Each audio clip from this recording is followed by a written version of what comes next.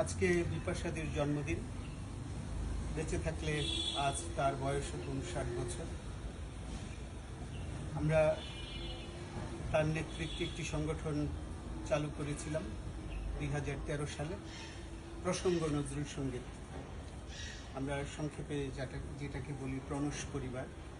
তার নেতৃত্ব, দূরদর্শিতা এবং নির্দেশনায় এই সংগঠনটি খুব অল্প সময়ে ব্যাপক মানুষের কাছে পৌঁছতে পেরেছে। তিনি ছিলেন শুদ্ধ নজরুল সঙ্গীত প্রচার এবং প্রসারের একজন অন্যতম কারিগর।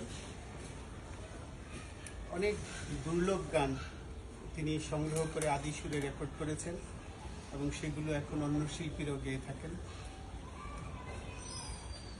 আমাদের সংগঠন গত 3 বছর ধরে তার জন্মদিন এবং প্রয়াণ দিবস পালন করে আসছে।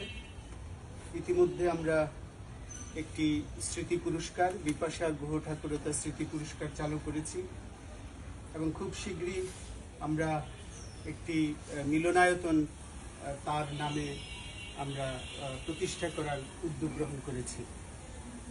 তিনি যে নজরুল সঙ্গীতগুলো গেয়েছেন, পাশাপাশি কিছু আধুনিক গানও গেয়েছেন, হারানো বাংলা গান, হারানো দিনের বাংলা গান। আমরা সেই গানগুলো ক্যাটালগিং করছি।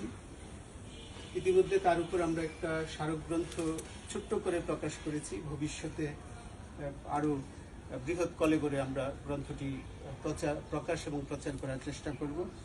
আজকে তার জন্মদিনে তার স্মৃতির প্রতি গভীর শ্রদ্ধা নিবেদন করছি।